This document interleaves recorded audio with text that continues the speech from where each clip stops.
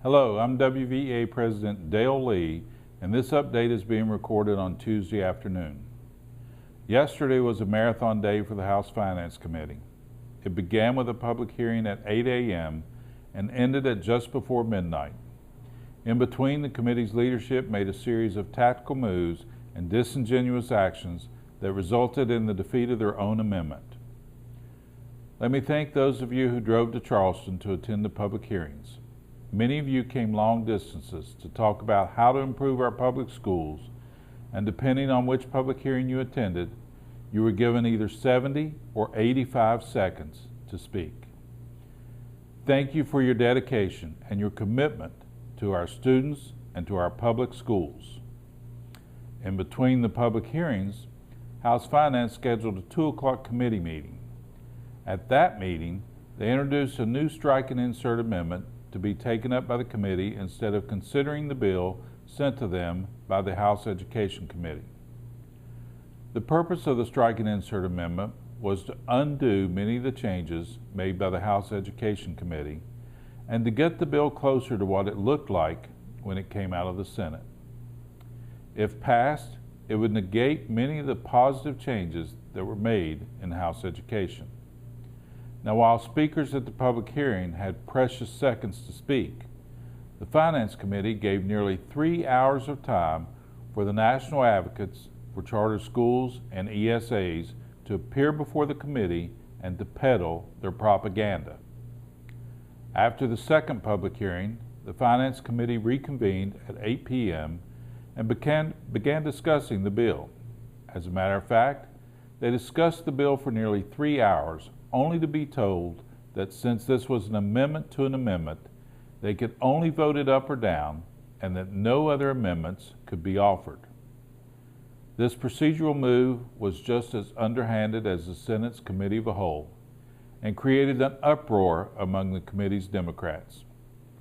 After 45 minutes of caucusing and consulting with the parliamentarians, the Republican leadership of the committee remained firm and called for a vote on the strike and insert amendment they had presented. Just before midnight, the vote occurred, and much to the surprise of the committee's leadership, their own amendment was rejected on a 12-13 vote. A special thank you to the 3 Republican delegates, Delegates Bill Anderson, Erica Storch, and Steve Westfall, for voting with the committee's Democrat members to defeat the bill. Stunned by the defeat, the Republican leadership of the committee adjourned the meeting until 7 a.m. this morning. When they came back this morning, the Finance Committee took up the bill sent to them by the House Education Committee and passed it with no amendments offered. The bill was reported to the floor earlier today and read for the first time. It will be on the second reading amendment stage tomorrow, and we expect a long floor session with a number of amendments being offered. The displays of the underhanded, devious manipulation of the system of Republican leaders in both the Senate and the House clearly demonstrate that this bill is not about improving our schools.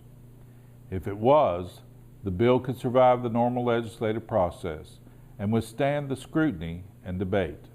But the truth is, this bill isn't to improve the schools, and the scrutiny and debate only demonstrate that.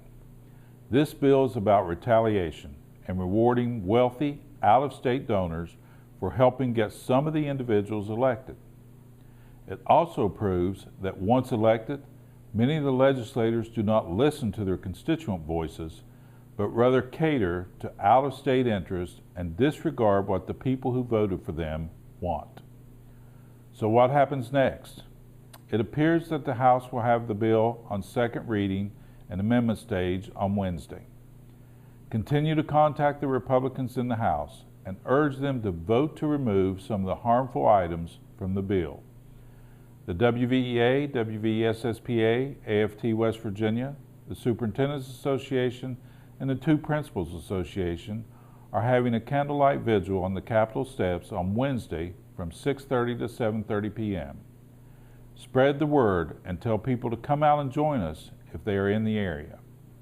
Now, I'm sure that you've heard by now that the education employees in every county voted to authorize the leadership of the unions to call a statewide work action should circumstances surrounding the omnibus education bill merit such a work stoppage, and to determine the appropriate time for that action to take place. I can assure you that a work action is a last resort, and the desire of all education employees is to remain on their job with their students. But we are assessing the situation along with the other organizations. Now, should we get to that point, we will make the call for a work action. Such a decision is not to be taken lightly and involve many strategic considerations. Continue to contact the House Republicans, and we will do another update as this bill moves forward. Continue to go to the WVEA website and Dedicated Teachers Facebook page for the latest information. And to quote Yogi Berra, it feels like it's deja vu all over again. Thank you for everything you do, and have a great evening.